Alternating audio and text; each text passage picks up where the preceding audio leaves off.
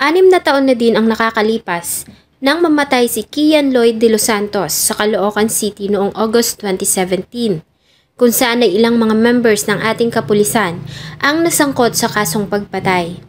Nito lamang nakaraang mga araw ay muling naharap sa isang malaking kontrobersyal ang Philippine National Police dahil sa pagkamatay na isang 17 anyos lamang na binatilyo sa Navotas.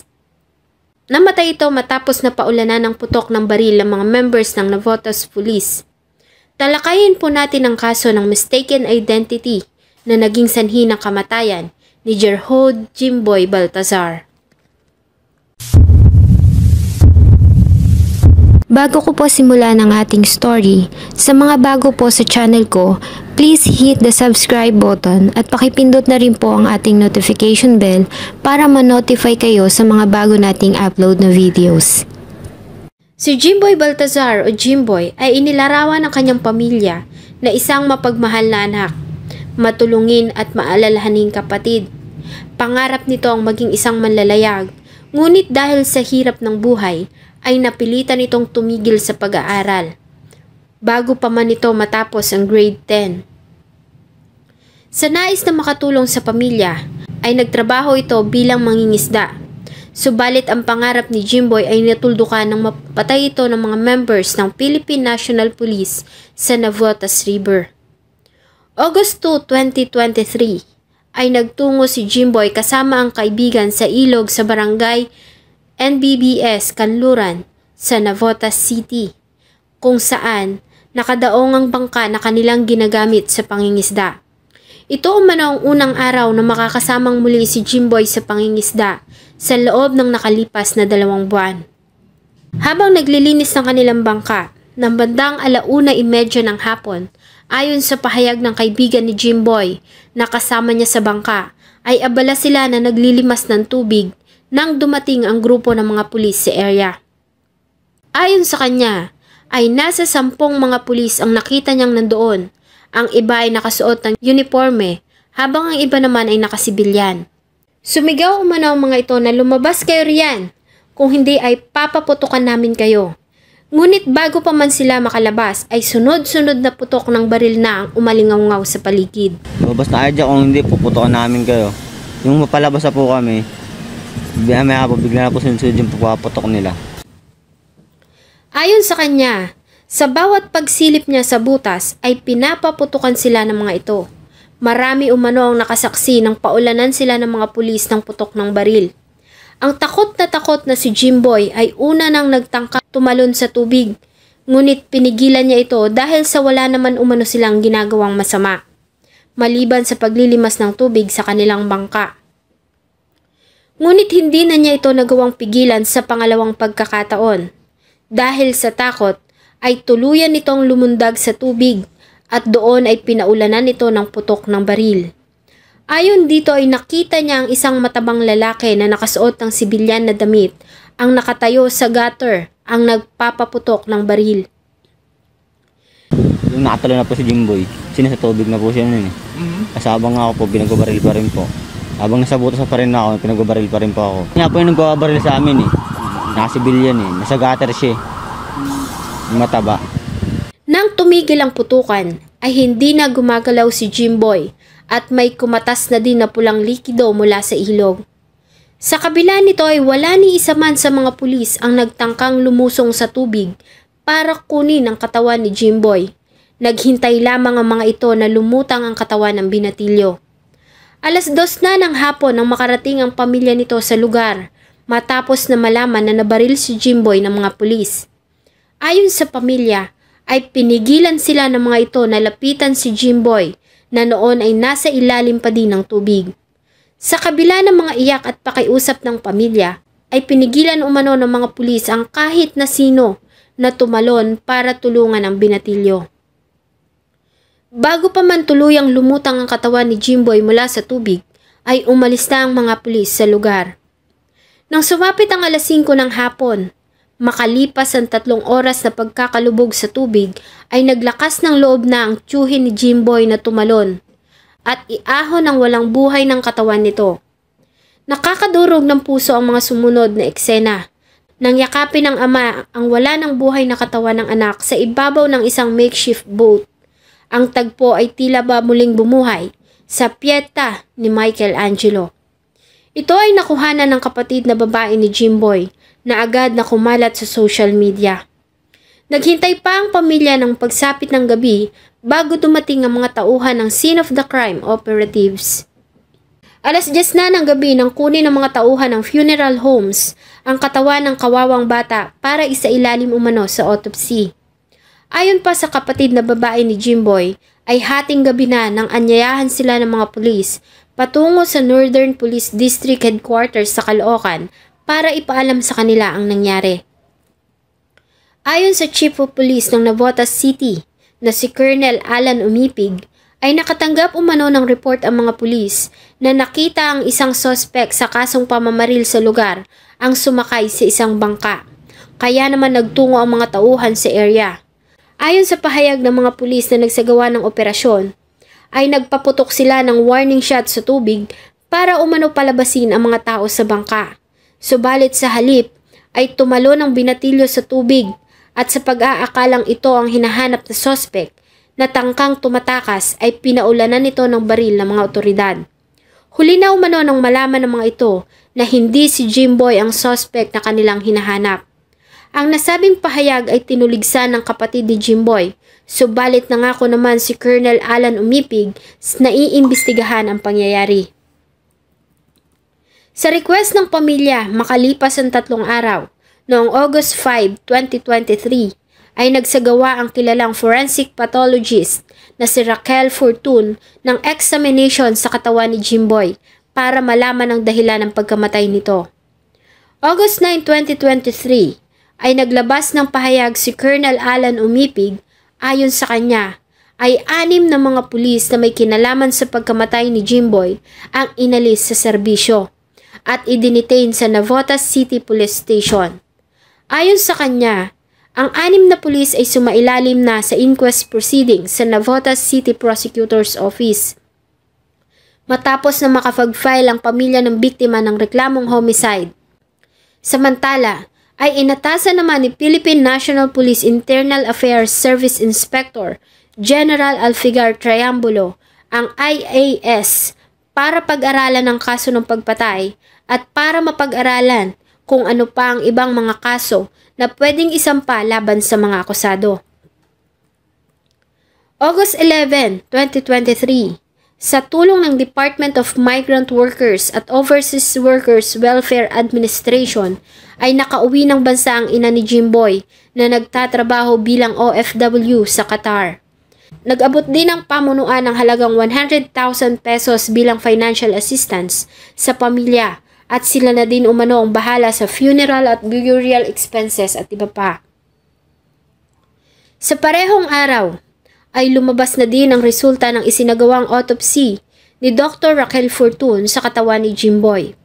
Ayon sa kanya, ay namatay ang binata dahil sa craniocerebral injuries, sanhi ng tumagos na tama ng baril sa kanyang ulo. Maliban dito, ayon sa doktor, ay namatay ang binatilyo sanhi ng asphyxia dahil sa pagkakalunod. Sa kabuuan, ayon kay Dr. Fortun, ang pagkamatay ni Jimboy ay isang kaso ng homicide. Dahil kung hindi umano ito nahulog sa tubig, ay malaki umano ang posibilidad na hindi ito binawian ng buhay sapagkat ang kanyang tama ng baril sa ulo ay hindi fatal. Ayon din sa kanya ay nagtamo din ang biktima ng tama ng baril sa kanyang kamay na tinuturing na isang defensive injury. Ang findings ni Dr. Raquel Fortun ay tumugma sa naging narration ng kapatid ni Jimboy na ito ay nagtamo ng tama ng baril sa kanyang leeg at tumagos sa kanyang ilong. Ganon din ang tama ng baril sa kanyang kamay. Samantala, sa ginawang investigasyon ay napag-alaman nila na ang mga body cameras ng mga pulis na nagsagawa ng operation ay nakapatay sa kadahilan ng lobat umano mga ito. Ang pagsusuot ng kamera ng mga law enforcement agents sa tuwing magsasagawa ng operasyon ay isang bill na ipinapasa ni Senator Gatchalian sa Senado, kung saan ayon dito ay dapat lahat ng mga pulis PDEA o kahit anong law enforcement agents na magsasagawa ng operasyon ay dapat na magsusuot ng kamera at hahayaan itong naka-on hanggang sa matapos. Ang nasabing memorandum ay inissued noong March 2018. August 13, 2023, ilang araw lamang matapos na lumabas ang autopsy result sa katawan ni Jimboy, ay agaw pansin ang pag-share ni Dr. Raquel Fortun sa social media ng mga pahayag na siya umano ay binisita ng mga pulis matapos na ilabas niya ang findings sa pagkamatay ni Jimboy Baltasar. Hiniling nito sa mga taga-subaybay na mag-ingay kapag may masamang nangyari sa kanya dahil sa ito umano ay makakapagpatahimik sa kanyang kalooban. Ayon din sa kanya, ay trabaho ito ng mga pulis para mag-imbestiga bakit umano siya ang hinaharas dahil sa kanyang mga naging findings. Subalit ayon naman sa kapulisan, ay bumisita lamang sila sa tanggapan ni Dr. Fortun para i-remind ito na kailangan na ng Fiscal's Office ang resulta ng ginawa niyang autopsy at ito umano ay malaki din ang maitutulong para ma-determine nila ang mga kasong isasampa laban sa mga may kinalaman sa pangyayari. August 14, 2023, sa isang press conference na ginawa ng Philippine National Police Headquarters sa Camp Crame ay pinangalanan na ng PNP ang 6 na mga pulis na may kinalaman sa pangyayari. Ito ay sina Police Executive Master Sergeant Roberto Joso Balais Jr. ng SWAT, Police Staff Sergeant Antonio Balsita Bugayon ng Intelligence Service or IS, Police Staff Sergeant Jerry Sabate Maliban ng IS, Police Staff Sergeant Nico Pines Corollo Esquilio ng SWAT, Police Corporal Edmark Jake Sorbito Blanco ng Substation 4 at Patrolman Benedict Danao Magada ng Substation 4. Ayon sa kanila, ang 6 ay nahaharap sa kasong reckless imprudence resulting to homicide at sila umano ay nakadetain sa Navotas City Police Station. Maliban dito, ay 2 ground commanders na siyang tumayong leader ng 6 na mga pulis ang nahaharap sa kasong administratibo sa Internal Affairs Service ng Northern Police District.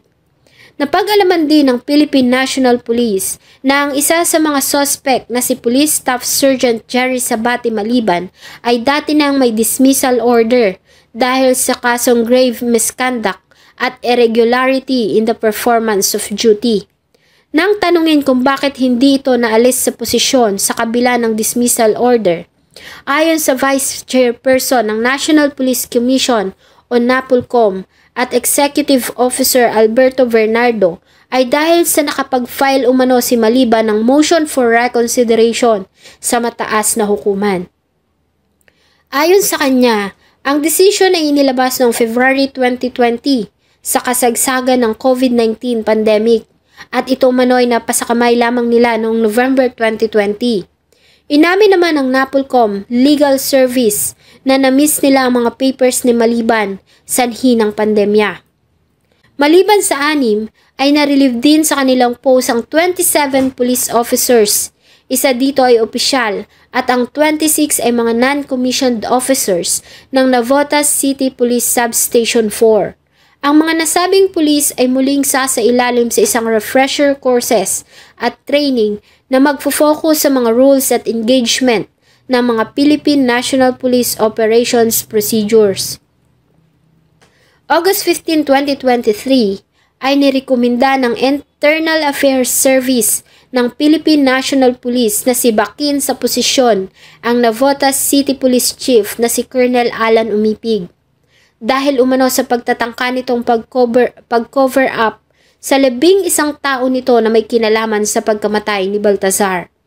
Ayon kay Internal Affairs Service Inspector General Alfigar Triambulo, ay naglabas na siya ng order para sa pagsasampa ng kasong administratibo laban kay Colonel Alan Umipig at sa 11 pang mga police officers. Ayon sa report, sa ginawang investigasyon ng Internal Affairs Service ay nadiskubre nila na inutusan umano ni Navotas Chief of Police Colonel Umipig ang team leader ng mga operatiba na may hawak sa kaso na huwag isama sa report ang 11 officer na may kinalaman sa pagkamatay ni Jimboy. Sa halip ay 6 lamang ang nadiin sa kaso. Dahil dito ay pinag-utos ni Inspector General Attorney Triambulo ang pagsasampa ng kasong dishonesty at command responsibility laban kay Colonel Alan Umipig. Ayon sa kanya, ang nasabing direktiba ay ipinasa na sa Director ng National Capital Region Police Office. Magsasampa din ng IAS ng kasong pag-abandona sa biktima at iba pang mga paglabag sa police operational procedures laban sa 11 pang mga police officers. Ang kaso ng 6 na mga police officers ay nasa summary dismissal stage na. Sinigurado naman ni PNP Chief General Benjamin Acorda Jr. na bibigyan nila ng hustisya ang pagkamatay ni Baltazar at wala umanong magaganap na whitewash ang kaso. August 16, 2023 ay naglabas ng pahayag si Senator Raffy Tulfo na magpapatawag umano siya ng Senate inquiry para imbestigahan ng Senado ang pumalpak na operasyon ng Navotas Police na nagresulta sa pagkakabaril at pagkakapatay kay Jimboy. Marami sa mga kapulisan natin ang may topak, sorry for the word, may sira sa ulo, pero nakakalusot dahil malakas nirekomenda ng mga Poncio Pilato. Ang mga armas na binili ng ating buwis ang mismong kikitil ng buhay natin. Hindi naman dumalo ang 6 na mga akusado sa ginawang preliminary investigation. Sa halip ay nagpadala lamang ang mga ito ng kanilang mga legal representative sa prosecutor's office. Sa parehong araw, ay dinala na ng pamilya at mga nagmamahal si Baltazar sa kanyang huling himlayan sa La Loma Cemetery sa Quezon City. Siya ay nilagay sa kabaong na dinonate ng yumaong si J.M. Canlas. Sadyang hindi katanggap-tanggap ang nangyari kay Jimboy, maliban kasi sa napagkamala nitong kriminal, ay isang inosenteng bata pa na nais lamang tumulong sa kanyang pamilya ang nawalan ng buhay dahil sa hindi pagsunod sa tamang panuntunan ng ilang kapulisan. Talaga namang nakakalungkot at nakakagalit dahil sa isa na namang buhay ang nagwakas at may pamilya na naman ang naulila dahil sa pagkakamali ng mga taong inaasahan nating magtatanggol at magpapatupad ng ating batas para sa ikatatahimik ng ating bayan. Dito na po natin tatapusin ang kwento sa naging masakit na pagtatapos ng mga pangarap ni Gerhod Jimboy Baltazar. Salamat po sa inyong patuloy na pagtangkilik ng akin pong mga videos. Huwag niyo pong kalimutang mag-iwan ng saloobin at suggestion sa atin pong comment section. Thank you so much po and see you in my next video.